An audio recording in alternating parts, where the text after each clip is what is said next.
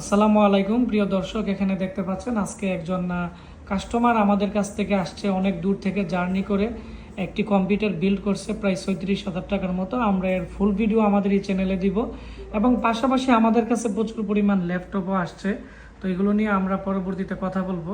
তো এখন আমি আমাদের কাস্টমারের সাথে কথা বলে দিব। তোমার নাম? মোহাম্মদ গোলাম রব্বানী। তুমি কোন জায়গার থেকে আসলা? সিলেট শ্রীমঙ্গল থেকে। তুমি এই কম্পিউটার দিয়ে কি করবা? আমি একটা ব্যবসা করব। তো তুমি যে আমাদের ভিডিও দেখে আসলা, তোমার অনুভূতি কেমন? এটা আলহামদুলিল্লাহ ভালো।